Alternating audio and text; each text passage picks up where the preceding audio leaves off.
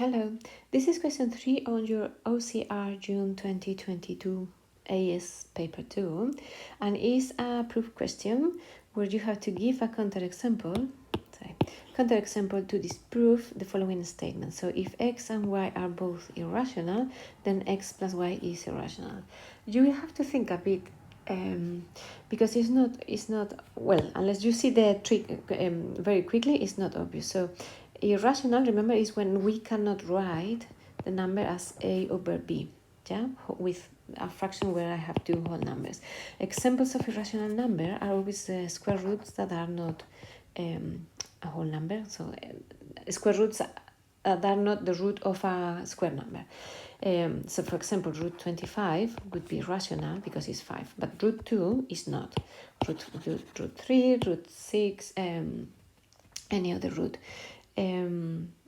Or for example, pi or e, number e. So if you add root 2, for example, plus root 2, you have root 2 that still is irrational.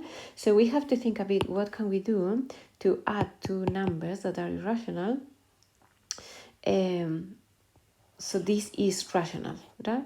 And the way would be if one is positive and the other is negative. Because if one is positive and the other is negative, I'm going to get rid out of them. So for example, if I say x is root 2 and y is root 2 plus 3, for example, they are both irrational, but when I add them together, I have, minus, the second minus. I'm going to write the second as minus because I want to get rid out of it.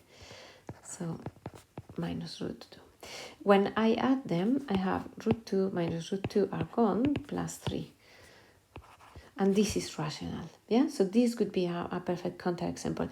And that's why you have to think a bit, or you have to remember the trick. Just the way of eliminating one rational number is just having the irrational number and the negative version, yeah? So when you add them, you get rid out of them. And that's all. That's a counterexample, but you can find a ton of counterexamples.